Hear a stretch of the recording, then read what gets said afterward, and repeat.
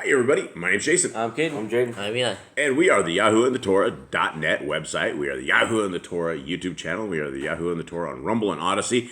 And it is a Shabbat today. Yay! Drum roll. All right. So it is a Shabbat. What does that mean, it is being a Shabbat? We woke up this morning. The sun was up. It is a Sabbath day. What does that mean, gentlemen? It means that today we rest. Today is the day that we do not work. We obey the seventh-day command, which is no work. Nobody in your family works. Your servants don't work. Animals don't work. You don't start fires. You don't buy stuff. You rest. You take the day off. You spend it with Yah. You don't cook. You don't clean. It's just a day of rest. How in the world do you eat then? What did you have for breakfast? Well, we were commanded to cook the day before, so we ate muffins that were cooked yesterday. Yep, and I had a little jar of oats that Miss Nicole prepared yesterday. And so we did all of our stuff yesterday that we did at sunset yesterday. Our Shabbat began. And this leads us into our lesson for this morning. And since we're reading the Bible in the course of a year, we didn't want to miss this. And so we are going to be doing these on Shabbat as well. And as you can see from the wheelchair, there's a lot of things in our lives that a lot of times we're not prepared for. A lot of times we are unable to look to the future. And sometimes by not looking to the future, we end up part of the future that we don't want to be into. And the thing about the Kingdom Road is that once you experience the Kingdom Road, once you find the laws, statutes, and commandments of our Creator, the Torah, and once you find our Messiah and the good news of our Messiah, it's something that you want to shout out. It's something that you want to bring alive to other people. You want to show them the value of the greatest thing that you were able to find.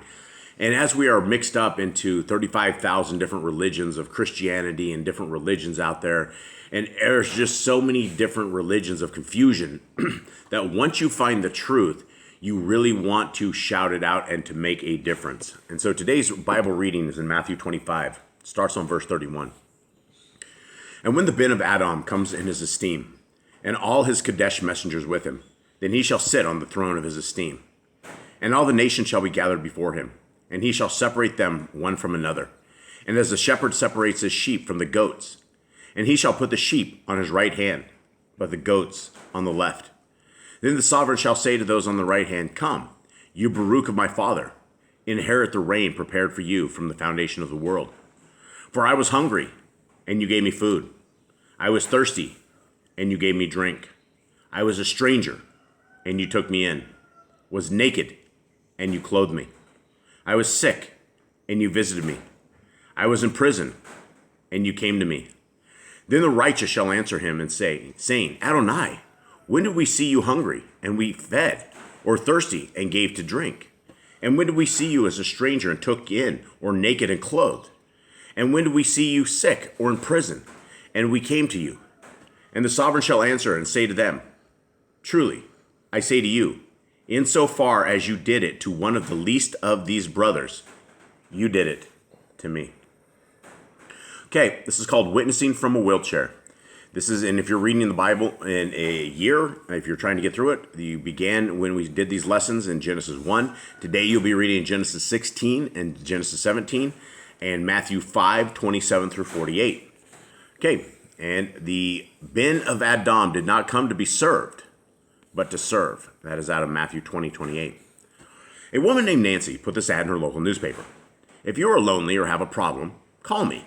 I am in a wheelchair and seldom get out. We can share our problems with each other. Just call. I'd love to talk. The response to that ad was tremendous. 30 calls or more every week.